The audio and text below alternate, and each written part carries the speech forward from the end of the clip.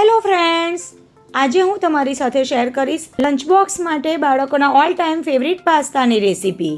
આજે આપણે આ પાસ્તા ગુજરાતી દેશી સ્ટાઇલમાં બનાવીશું. પાસ્તા બાળકોને ખૂબ જ ભાવતા હોય છે, પણ બાફ્યા પછી બનાવવામાં સમય વધારે લાગે છે અને સવારની ભાગદોડમાં એ પોસિબલ નથી હોતું. તો આજે આપણે આ પાસ્તા ઝટપટ પ્રેશર કુકરમાં બનાવીશું, અને એ પણ ફક્ત એક જ વિસલમાં. એકવાર ચોક્કસથી ટ્રાય કરવા જેવા આ પાસ્તા એટલા ટેસ્ટી બને છે ને કે લંચ બોક્સ ઘરે ખાલી જ પાછું આવશે. તો હું છું નિરાલી, અને નિરાલીસ કિચનમાં તમારું સ્વાગત છે. તો ચાલો બનાવવાનું શરૂ કરીએ.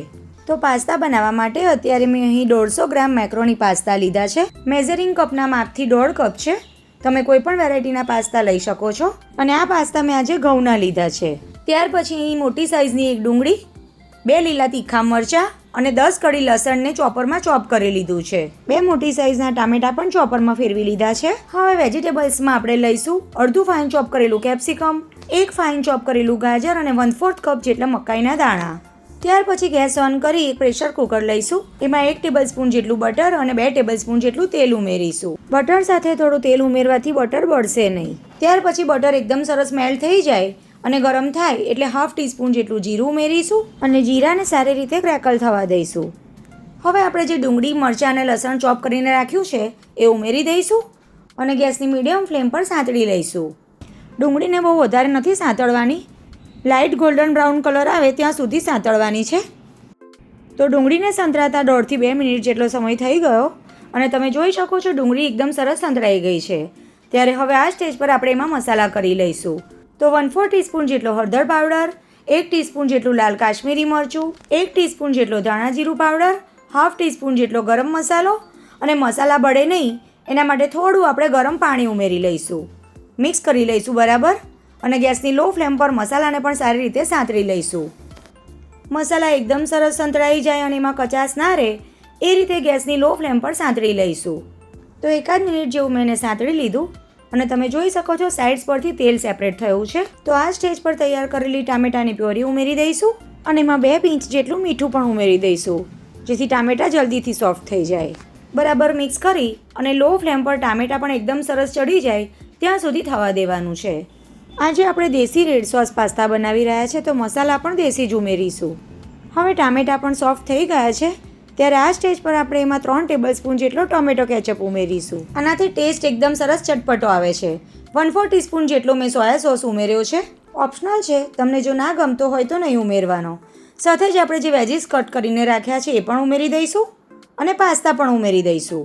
મેં અત્યારે મેક્રોની પાસ્તા લીધા છે. તમે બાળકોને ગમતા કોઈ પણ પાસ્તા લઈ શકો છો.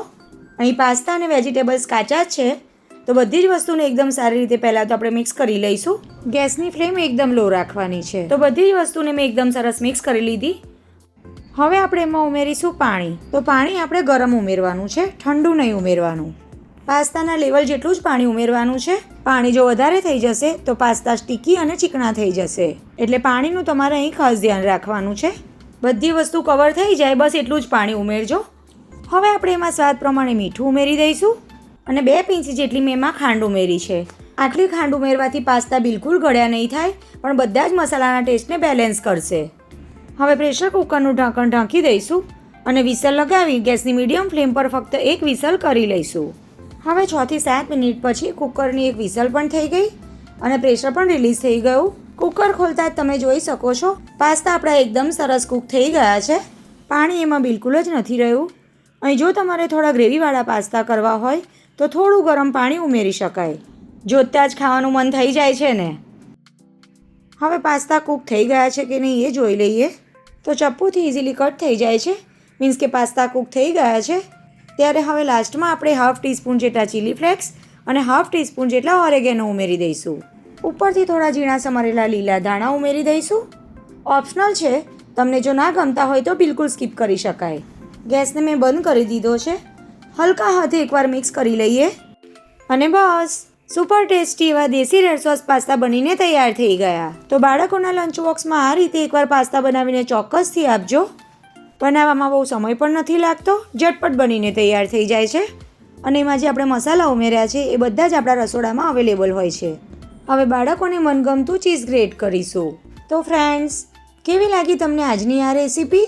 મેં તમારી સાથે સોમવારથી શનિવાર સુધીના લંચ બોક્સની રેસીપી શેર કરી છે. એમાંથી સૌથી વધારે તમને કયા નાસ્તાની રેસીપી ગમી અને તમારા બાળકોને તમે લંચ બોક્સમાં શું આપો છો એ પણ મને કમેન્ટમાં જણાવજો.